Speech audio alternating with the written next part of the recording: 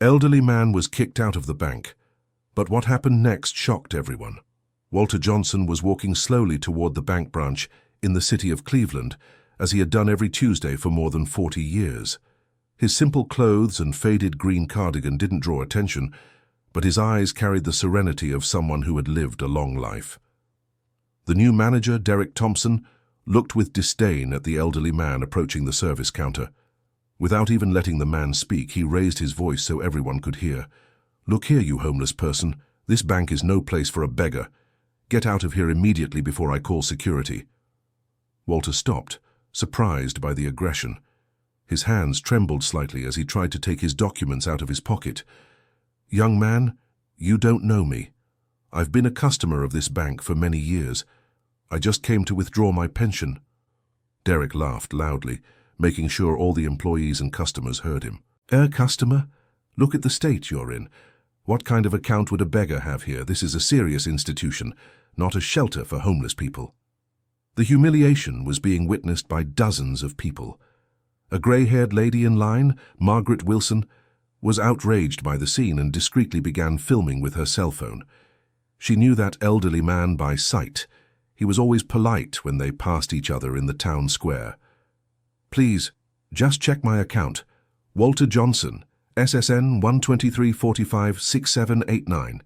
Savings account number 4578892. The manager didn't even bother to check the system. With a brusque gesture, he pointed to the door. "I told you to leave. If you don't leave willingly, you'll be forced out." "Security!" The bank security guard, Tyrone Jackson, a 50-year-old man who had worked there for 2 decades, hesitated. There was something familiar about that elderly man, but he couldn't place what it was. Reluctantly, he approached. "I'm sorry, Mr. Johnson, but I'm going to have to ask you to leave." Walter looked into Tyrone's eyes and nodded sadly. "It's all right, Tyrone. I don't want to cause any trouble." The use of the security guard's name surprised Derek, who didn't notice this detail. Walter walked slowly toward the door, carrying his dignity even in the face of public humiliation. The murmurs among the customers grew louder. Outside the branch, Walter sat on the curb, not from physical tiredness, but from the emotional weight of the situation. His hands were still trembling, now more from indignation than surprise. In 40 years as a customer, he had never experienced anything like this. A young bank teller, Amber Miller, 25 years old, watched the entire scene with growing discomfort. She was new to the job, but something didn't add up. Discreetly, she checked the system and found Walter Johnson's account. Her eyes widened when she saw the history. Dear listener, if you are enjoying the story, please take a moment to like and especially subscribe to the channel. It really helps us who are just starting out. Now continuing. Amber waited for the activity to die down and discreetly slipped out the back door. She found Walter still sitting on the sidewalk, watching the street traffic with a melancholy air. "Mr. Johnson?" she called softly. The elderly man looked up, surprised to see the young employee. "Yes, my dear." "You really do have an account here, I just checked. There's something very strange happening with the records of some older customers." Amber looked around warily before continuing. "Mr. Thompson has been altering data for older customers to force them to sign up for expensive products or to make them give up using the services. But with you, I saw things in the system I didn't quite understand. I need to investigate further." Walter sighed deeply. "Thank you for believing me, Amber. But don't get into trouble on my account. You're new here and you need this job. I can't stay quiet while I see an injustice. Give me a few days, okay? I'll see what I can find in the old archives." That night, Walter came home looking downcast. His simple house in Tremont reflected a modest but dignified life. His wife, Mrs. Ruth, 72 years old, quickly noticed something was wrong. "Walter, what's with that face? Did something happen at the bank?" "It was nothing important, Ruth, just a little mix-up." His daughter, Dr. Jennifer Johnson, 45 years old, arrived for dinner as she did every Tuesday. A respected cardiologist in the city, she immediately noticed her father's emotional state. "Dad, you seem different. What happened?" "Nothing, my daughter. How was your day at the hospital?" Jennifer wasn't convinced, but she knew her father's stubborn ways. Mrs. Ruth made a discreet sign to her daughter, indicating they would talk later. During dinner, Walter forced a smile as he asked about his grandson, Jason, 15 years old. "And Jason, how are his studies going?" "Good, Grandpa. He's finishing high school and wants to study engineering, just like his great-grandfather used to talk about." The mention of his great-grandfather brought a nostalgic expression to Walter's face, who quickly changed the subject. After dinner, Mrs. Ruth called Jennifer into the kitchen. "Honey, what happened with your dad?" "Something happened at the bank. He came home very shaken, but he doesn't want to talk. You know how proud he is." Jennifer decided that the next day she would personally investigate what had happened. Meanwhile, at the bank branch, Derek Thompson was working late, satisfied with his clean-up of unprofitable clients. He didn't know that Amber had stayed after hours with the supervisor's permission to organize some old files. In the basement of the bank, among stacks of dusty documents, Amber was looking for information about Walter Johnson. When she finally found a yellowed folder with his name on it, she almost dropped everything. The documents were dated 1984. Walter Johnson wasn't just an old client. He had been the owner of the land where the bank was built. More than that, he had donated the land to the institution when the city needed a bank branch. Amber photographed the documents with her phone, her hands shaking with excitement. There were handwritten letters, deeds, and even photographs from the bank's inauguration, with a young Walter Johnson next to the then mayor and the first manager. The next morning, the video filmed by Mrs. Margaret began to circulate in the town's iMessage groups. The recording clearly showed the humiliation suffered by Walter, and the outrage was immediate among the residents. "Folks, have you seen this video?" commented old Joe, the owner of the bakery near the bank. "I know that gentleman. He has always been very polite to me." "That's outrageous," replied Mrs. Betty, the owner of a clothing store. "How can they treat an elderly person like that?" The video spread quickly through local social media. Shopkeepers, neighbors, and acquaintances began to recognize Walter and express their indignation at the treatment he received. Jennifer was at the hospital when a colleague showed the video in a group of the city's doctors. "Jen, isn't that your father, this gentleman?" Jennifer almost dropped her phone when she saw the scene. Her father being humiliated publicly, thrown out like a beggar. Anger filled her chest. She immediately called Walter. "Dad, what's this story about the bank? Why didn't you tell me?" "Jennifer, you weren't supposed to know. I didn't want to worry you." "You didn't want to worry me? Dad, you were humiliated in public. This can't be left like this." "My daughter, just let it go. I'll find another bank." "No way. I'm coming over right now." Jennifer called her brother, Dr. Michael Johnson, a lawyer who lived in Chicago. "Michael, you need to see a video I'm sending you. It's about Dad." After watching the recording, Michael was furious. "This is public humiliation, embarrassment. I can sue this bank for emotional distress. Come here as soon as possible. I'm going to confront that manager today." When Jennifer arrived at the bank branch, she demanded to speak with the manager. Derek received her with his usual arrogance. "Do you need some banking service, ma'am?" "Yes. I want to know why my father was thrown out of here yesterday like a criminal." "Your father? Who is your father?" "Walter Johnson." Derek's expression changed slightly, but he still kept his arrogant posture. "Oh, that gentleman. Look, doctor, this is a serious bank. We can't allow unsuitable people to disturb our clients. Your father seemed... well, he didn't seem to have the means to be a client here." Jennifer's voice rose in tone. "Means? My father has been a client of this bank for over 40 years. How dare you judge a person by their appearance?" 40 years? Derek laughed scornfully. "I'm sorry, but that's impossible. You must be confusing it with another bank." At that moment, Amber approached discreetly.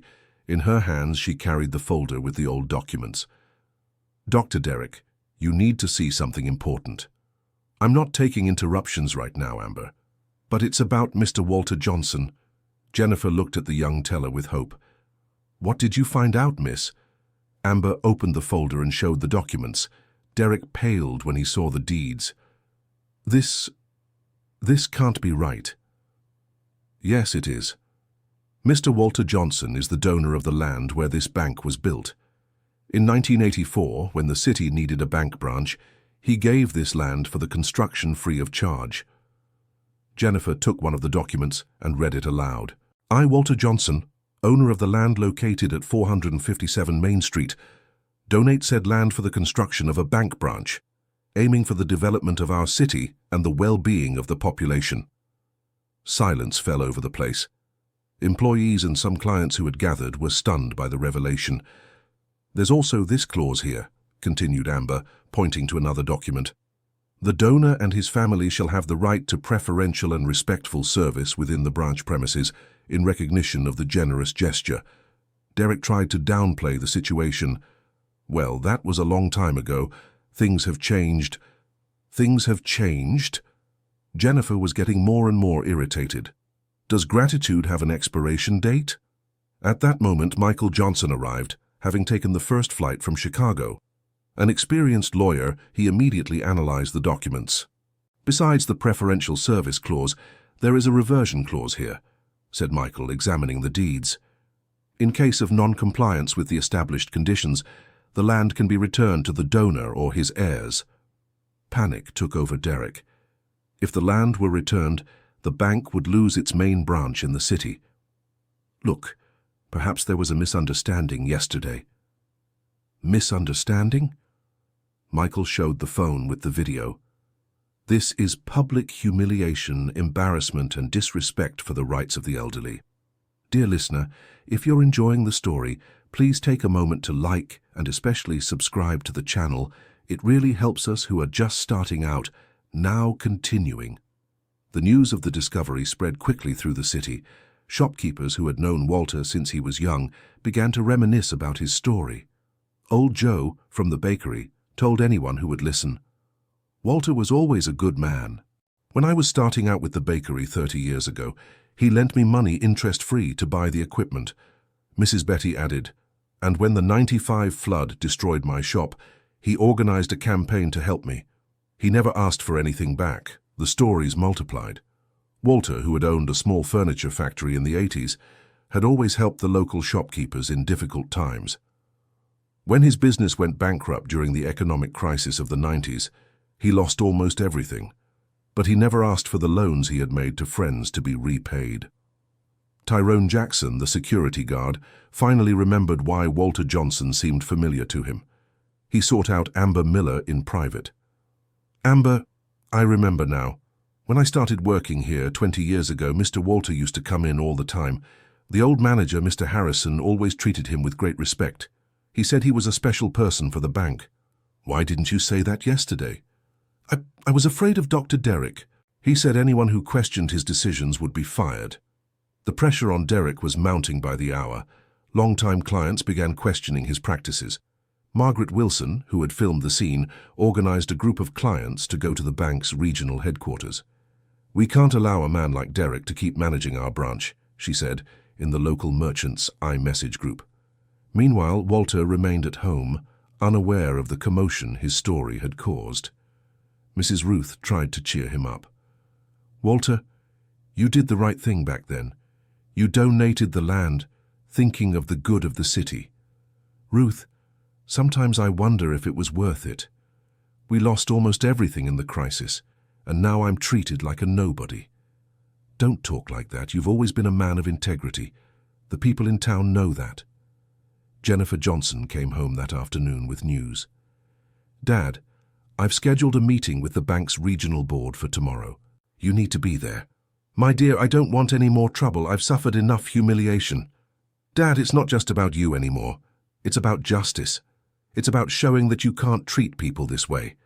Michael Johnson arrived soon after, bringing certified copies of all the documents. Dad, legally we have a very strong case, but more important than that, your story has inspired the whole city.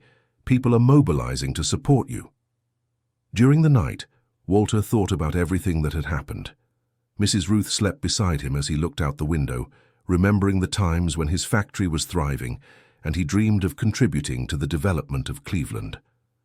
The next morning, the bank branch awoke to a small crowd out front. Merchants, longtime clients, and town residents had gathered in support of Walter. Signs with messages like "Respect for the elderly" and "No to discrimination" were displayed. The regional board sent a representative, Dr. Richard Gardner, who arrived accompanied by 2 assistants. The meeting was scheduled for 10 in the morning at the branch itself. Walter arrived accompanied by Jennifer, Michael, and Mrs. Ruth. This time, he was wearing his best clothes, a navy blue suit he had kept for years. Despite his age, his posture was dignified and his eyes showed determination. The crowd applauded as he passed. Old Joe shouted, "We're with you, Mr. Walter." Mrs. Betty waved affectionately. Even younger people who didn't know his story personally but had seen the video were there in solidarity. Inside the branch, Dr. Richard began the meeting with a serious tone. "Mr. Walter, first I want to offer the bank's official apologies for what happened yesterday. We became aware of the situation through social media and immediately launched an internal investigation." Derek, who was present, tried to appear contrite. "It really was an unfortunate misunderstanding." "It wasn't a misunderstanding," Jennifer interrupted. "It was prejudice and discrimination." Dr. Richard examined the documents presented by Michael. "Mr. Walter, I confess the board was not aware of your history with the bank. These documents prove not only your past generosity, but also establish commitments that were not fulfilled." "Dr. Richard," said Walter, speaking for the first time, "when I donated this land, I wasn't thinking of personal advantages. It was because I believed that a bank would help our town grow." "And you were right," replied Dr. Richard. "This branch has become essential for the region's economic development." "So why am I now being treated as unwanted?" Silence filled the room. Dr. Richard looked directly at Derek. "Mr. Thompson, your actions have not only caused harm to Mr. Johnson, but have also damaged the bank's image. Furthermore, our internal investigation uncovered other irregularities in your management." Derek tried to defend himself. "Dr. Gardner, I was only trying to maintain the branch's standard of excellence." "Standard of excellence?" Michael showed a list. "We have here reports from other elderly clients who were discouraged from using the bank's services in recent months. Amber, who had been called as a witness, confirmed, 'It's true. Mr. Thompson instructed employees to make service more difficult for older clients, especially those with smaller accounts.'" Dr. Richard shook his head negatively. "This goes against all of our institutional values. Mr. Thompson, consider yourself fired, effective immediately." Derek's dismissal was just the first step. Dr. Richard announced other measures. "Amber Miller, for your integrity and courage in revealing the truth, you are being promoted to customer service supervisor." Amber could hardly believe what she was hearing. "Furthermore," continued Dr. Richard, "we are implementing a special program for elderly customers in all our branches." "Dr. Gardner," said Walter, "I appreciate the measures, but I don't want this to be just about me. I want to make sure other seniors don't go through what I went through." "Exactly why, Mr. Johnson? I'd like to make a proposal. Would you accept being our special consultant for the program of respectful service for the elderly?" The proposal surprised everyone. Walter looked at his family before answering. "What would that mean?" "It would mean helping us train employees, create protocols for respectful service, and most importantly, sharing your story so it can inspire positive change." Michael whispered to his father, "Dad, it's an opportunity to turn your bad experience into something constructive." Jennifer added, "And you can help other seniors avoid going through what you did." Walter thought for a few moments. "I accept, but on one condition." "What is it?" "I want Tyrone to be reinstated as head of security. He is a good employee who was intimidated." Tyrone, who was watching from a distance, couldn't hold back his tears upon hearing this. "Done," agreed Dr. Richard. The crowd outside erupted in applause when they learned the outcome. The news spread quickly through the town via iMessage groups and social media. Old Joe organized a small celebration in the town square that afternoon. Shopkeepers and residents gathered to celebrate not only Walter's victory, but what it represented for the entire community. "Today, dignity won," said Mrs. Wilson, who had become a sort of spokesperson for the movement.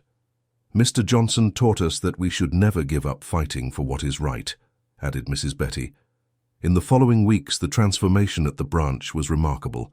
Amber implemented significant changes in customer service. More comfortable chairs were installed in the senior waiting area, employees received special training, and a direct communication channel for suggestions and complaints was created. Walter began visiting the branch twice a week, not only as a consultant, but also to talk with elderly customers and learn about their experiences. His presence brought an atmosphere of respect and humanity that had been lost. Tyrone, now head of security, made a point of warmly greeting every elderly customer. He had learned a valuable lesson about courage and integrity. "Mr. Walter," he said one day, "thank you for not giving up on us. You taught me that doing the right thing isn't always easy, but it's always worth it." The program created by Walter soon caught the attention of other agencies. His story became a case study on how to turn a negative experience into systematic, positive change.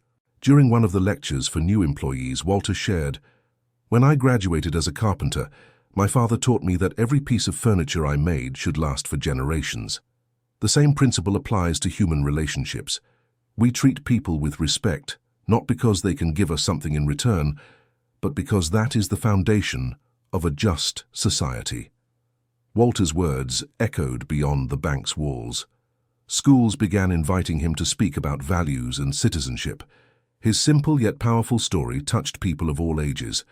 Dear listener, if you're enjoying the story, please take a moment to like the video and, most importantly, subscribe to the channel. It's a great help for us who are just starting out. Now continuing. Ruth watched with pride the transformation in her husband's life. After years of quiet retirement, he had found a new purpose. "Walter, you seem more energized than you have in a long time," she commented during lunch. "You know, Ruth, perhaps that humiliation was necessary. If it hadn't happened, I might never have discovered that I can still make a difference in people's lives." Jennifer, who had initially gotten involved out of indignation, now watched her father's work with admiration. "Dad, you turned an injustice into an opportunity to help others. That's inspiring." Michael, from Chicago, followed the developments of the story. "Dad, people are talking about your story even here in Chicago. Some of my lawyer colleagues are using your case as an example in lectures on seniors' rights." The national attention came through a television program that wanted to tell Walter's story. Initially hesitant, he ended up agreeing to participate when he learned it could help other seniors in similar situations. During the interview, the host asked, "Mr. Johnson, what would you say to other seniors who face age discrimination?" "I would tell them not to give up. Sometimes what seems like the end is just the beginning of something new. And most importantly, never lose your dignity. It's the one thing no one can take away from us."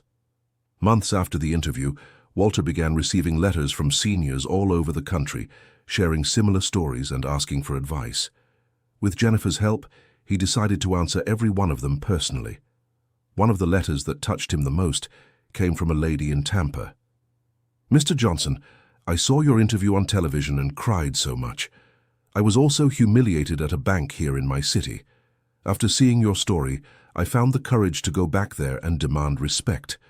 Today, I am treated with dignity. Thank you for giving me courage." These letters became the fuel for Walter to expand his work. In partnership with the bank's board of directors, a national program for personalized service for seniors was created, named the Walter Johnson Program, Dignity and Respect. The former manager, Derek, who had been fired, had to restart his career at another bank, this time in a lower position. The experience served as a painful but necessary lesson in humility and respect. 1 year after the incident, the Cleveland branch became a model for the country. Employees from other cities came to learn about the practices implemented by Walter and his team. During the ceremony for the program's first anniversary, Dr. Richard gave an emotional speech. "Mr. Johnson taught us that a bank is not just a financial institution, but a social space that should reflect the best values of our society." Walter, taking the floor, surprised everyone. "A year ago, when I was thrown out of here, I thought it was the end of my relationship with this place. Today I realize it was just the beginning of something much bigger. It wasn't just my dignity that was restored, but the dignity of all seniors who are now respected." The audience, made up of employees, customers, and local authorities, rose in an ovation that lasted several minutes. Mrs. Margaret, who had filmed the initial video, was present and commented emotionally, Who would have thought that terrible moment would turn into so much good? Old Joe, now one of the program's biggest supporters, added, "Mr. Walter showed us that it's never too late to make a difference." The impact of Walter's work transcended the banking sector. Other companies in the city began to implement similar programs for respectful service for seniors. Stores, pharmacies, hospitals, and public offices began to review their service protocols. The Cleveland City Council approved a municipal law establishing minimum standards of service for seniors in commercial establishments. The law was named the Walter Johnson Act.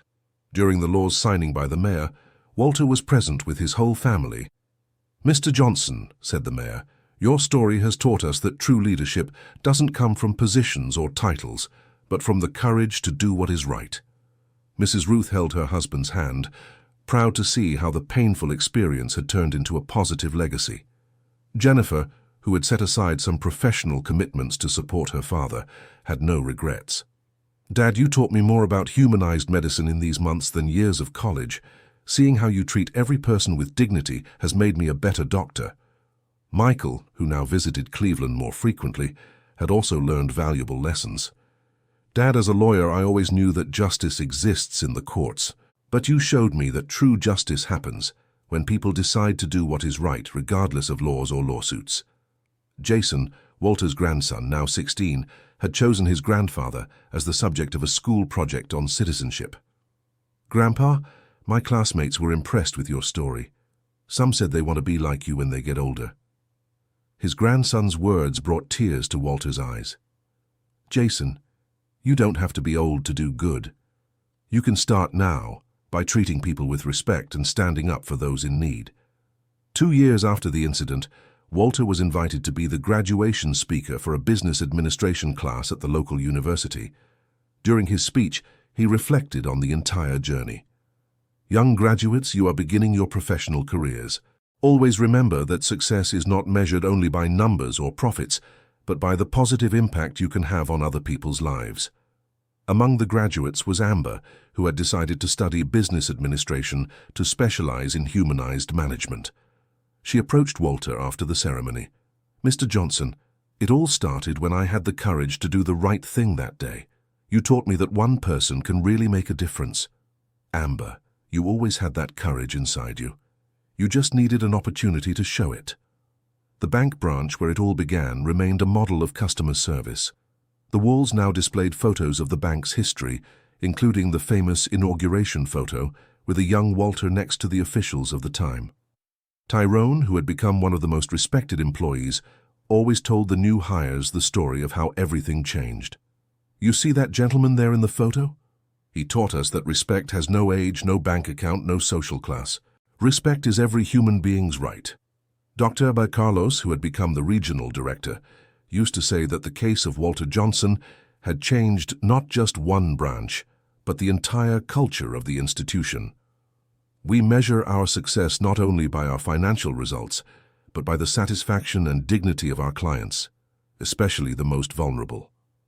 The program created by Walter expanded to other states. Banks from different regions of the country adopted similar practices, always citing the story of Cleveland as their inspiration. At a national conference on compassionate customer service, Walter was invited as the keynote speaker. His simple yet powerful presentation moved hundreds of bank managers. "Ladies and gentlemen, when I walked into that bank 3 years ago to withdraw my pension, I never imagined I was beginning a journey that would change so many lives. The humiliation I suffered hurt deeply, but if it served so that other seniors are treated with dignity, every moment of suffering was worth it." The audience rose in a prolonged standing ovation. Many of those present had tears in their eyes. After the conference, several bank directors approached Walter to tell him how they had implemented changes in their institutions inspired by his story. "Mr. Johnson," said a director from a bank in Los Angeles, "we created a committee of senior clients in all our branches. They help us constantly improve our services." "What a wonderful idea," Walter replied. "Seniors themselves are the best advisors on how we want to be treated." Back in Cleveland, Walter continued his routine as a consultant, but now he also received visitors from other cities who wanted to see the program up close. One of these visits was particularly memorable. A delegation of seniors from Miami came to learn about the work and share their own experiences. "Mr. Johnson," said Mrs. Eleanor, an 80-year-old woman leading the group, "your story reached us down in Florida. We decided to organize a similar movement in our city." "I'm very happy to hear that, Mrs. Eleanor. The important thing is that together we can build a fairer society for everyone."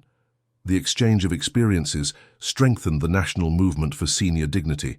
Specific social networks were created to share best practices and report cases of discrimination. Ruth, who had always discreetly supported her husband, decided to become more actively involved in the movement. She created a group for wives and partners of seniors who had been through similar situations. "Walter, we women also have much to contribute. Our experience can help other families deal with these situations." Ruth's group became a fundamental emotional support network for families facing age discrimination. Jennifer, inspired by her parents' work, began developing a university extension project focused on compassionate medical care for the elderly. "Dad, you showed me that medicine isn't just about curing diseases, but about treating people with dignity and respect." Michael, from Chicago, began working on cases of discrimination against seniors pro bono, inspired by the family's experience. "Dad, your story made me realize that law has a very important social role. I can't just seek profit but also justice." Jason, now a college student studying engineering, decided to do his undergraduate research project on accessibility for seniors in urban spaces. "Grandpa, I want cities to be more friendly for people like you. Your story inspired me to use engineering for social good." 3 years after the initial incident, the Johnson family gathered to celebrate Walter's 80th birthday. The party, held in the town square of Cleveland, was attended by hundreds of people. Representatives from all over the country came to honor the celebration. The mayor declared the day as Municipal Day Against Age Discrimination. During the celebration, the impact numbers of the Walter Johnson program were presented. More than 500,000 seniors across the country had benefited from improved banking services. Hundreds of employees had been trained in the principles of humanized customer service. "Walter," said Dr. Richard during his speech, 3 years ago, you left this bank humiliated. Today you return as the hero of a transformation that has benefited millions of Americans." When it was Walter's turn to speak, he stood up, supported by Mrs. Ruth, and looked at the crowd present. "Friends, when I look at all of you here, I don't just see people who came to honor me. I see companions in a struggle that belongs to all of us, the fight for a more just and respectful society." He paused, emotional. 3 years ago, I thought my useful life was over. Today I realize it had only just begun in a new way. If my experience served so that even one senior is treated with dignity, all the suffering was worth it." The crowd erupted in applause and shouts of "Long live Walter!" Fireworks lit up the sky of Cleveland as a band played American music. Mrs. Margaret, now 85 years old but still active in the movement, approached Walter. "Mr. Walter, when I filmed that terrible scene 3 years ago, I never imagined I was documenting the beginning of a quiet revolution." Old Joe, now president of the local business association, added, "You taught us that a good man never truly grows old. He just accumulates more wisdom to help others." Tyrone, who had become one of the national coordinators of the program, was visibly moved. "Mr. Walter, you turned my cowardice into courage. Today I can say I am part of something bigger than myself." Amber, now regional manager of humanized customer service, thanked him publicly. "Mr. Walter, you taught me that doing the right thing isn't always easy, but it is always necessary. Thank you for giving me the courage to be who I am today." As the night went on, people approached Walter to tell him how his story had impacted their lives. Seniors who had regained their self-esteem, employees who had changed their way of working, young people who had learned about respecting their elders. A young bank teller from Washington, D.C. approached. "Mr. Walter, I've worked at a branch for 2 years.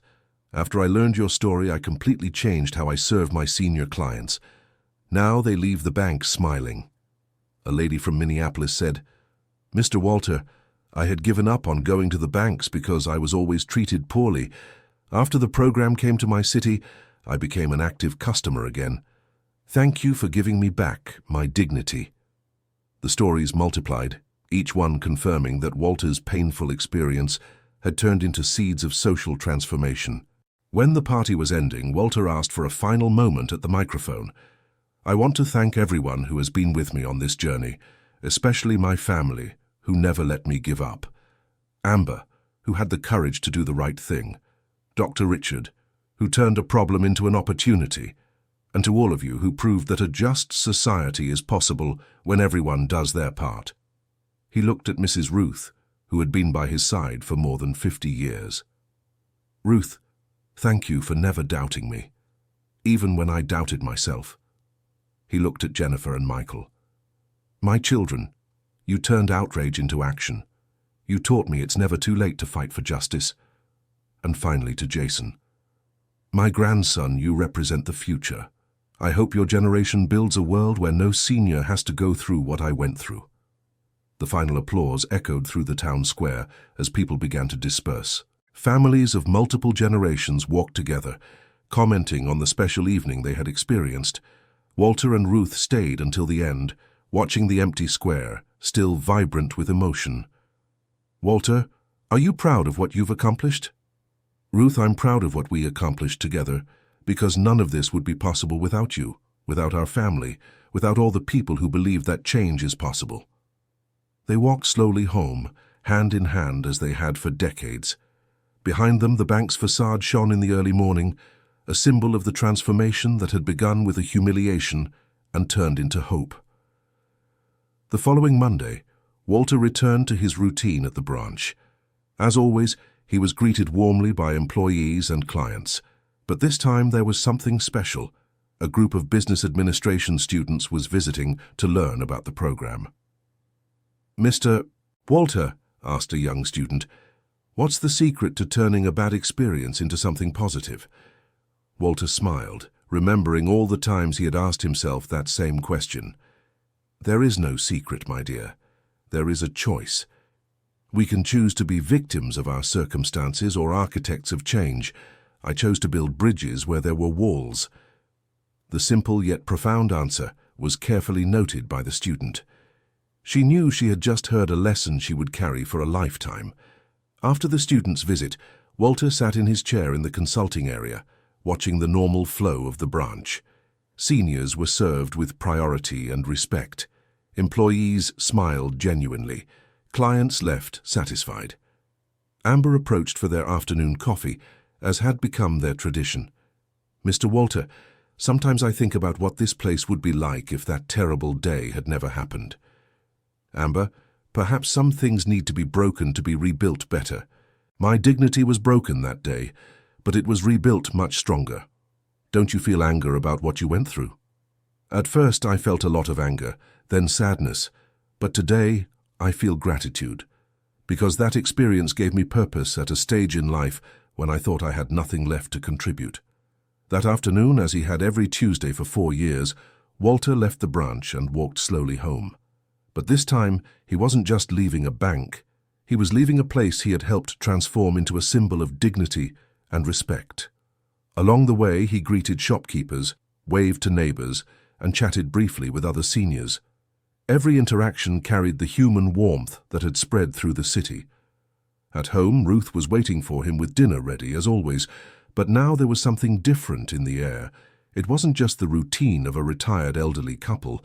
It was the peace of those who had fulfilled a greater mission. "How was your day, Walter?" "Good, as always. I received a letter from a lady in Portland. She says that after the program arrived there, she started to feel like a citizen again."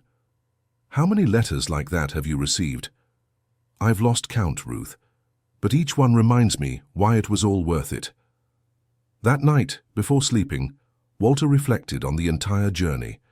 From that terrible day, he was thrown out of the bank to becoming a symbol of a national transformation.